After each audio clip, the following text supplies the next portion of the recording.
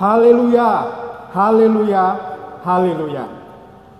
Salam sejahtera di dalam Tuhan kita Yesus Kristus. Puji Tuhan. Selamat bertemu kembali di dalam menu sarapan GPDI Situbondo. Selamat menikmati menu sarapan pada pagi hari ini. Kita akan memakan bersama, kita akan menikmati bersama menu sarapan kita pagi hari ini yang saya beri judul Memandang Masa Depan. Kita akan buka Alkitab kita masing-masing. Kita akan buka dari Kejadian 37 ayat 15 sampai yang ke-20. Saya akan bacakan untuk Bapak Ibu Saudara sekalian. Ketika Yusuf berjalan ke sana, kemari di padang, bertemulah ia dengan seorang laki-laki yang bertanya kepadanya, "Apakah yang kau cari?" Sahutnya, "Aku mencari saudara-saudaraku. Tolonglah katakan kepadaku di mana mereka mengembalakan kambing domba."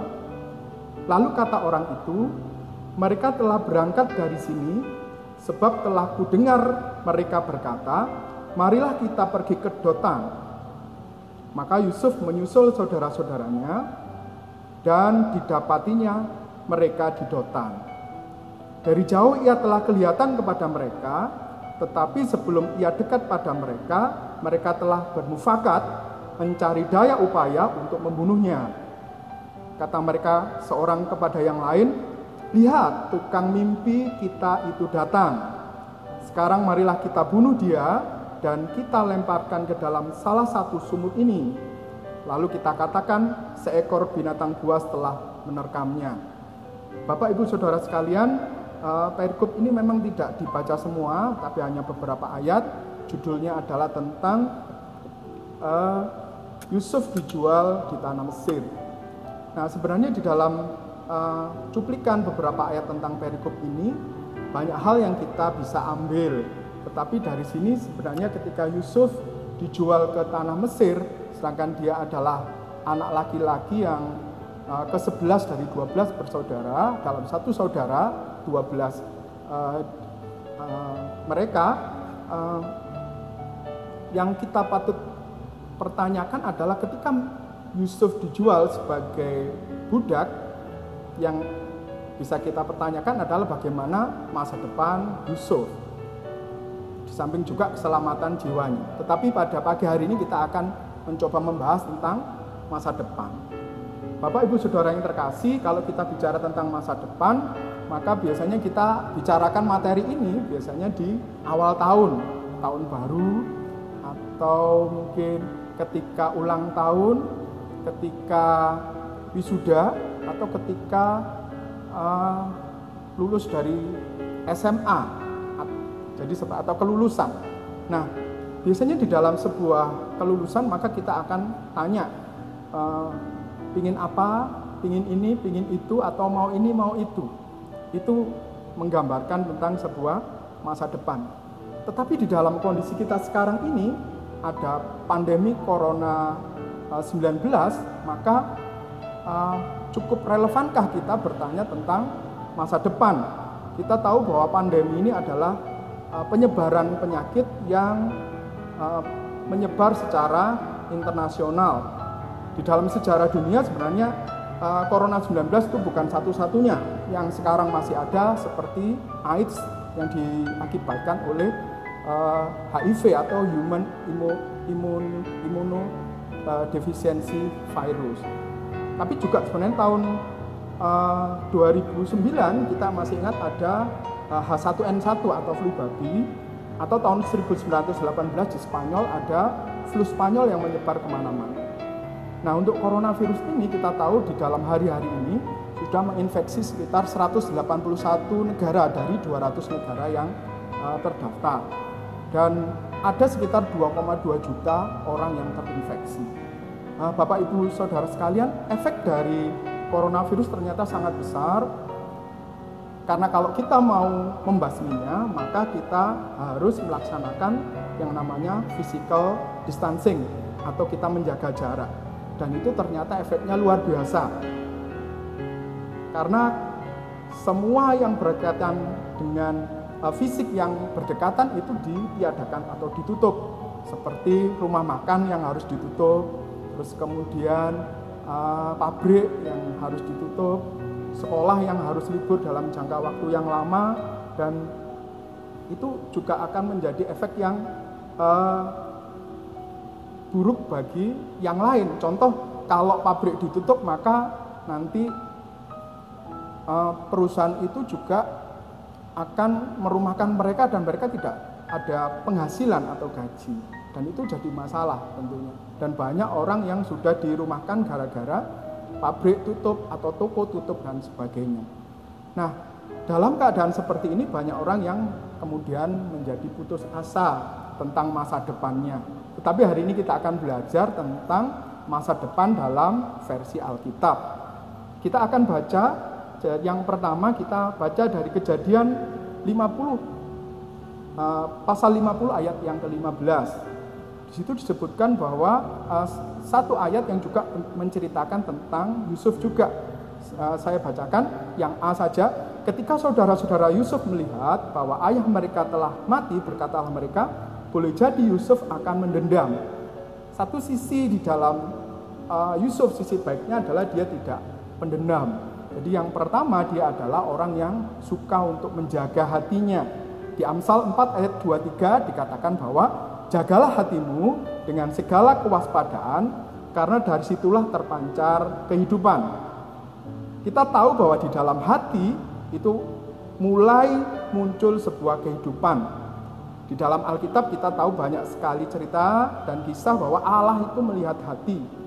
Di dalam hati itu nanti tumbuh segala sesuatu yang baik.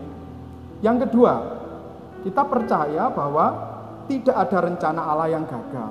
Di dalam Ayub 42 ayat 2 dikatakan bahwa aku tahu bahwa engkau sanggup melakukan segala sesuatu dan tidak ada rencanamu yang gagal.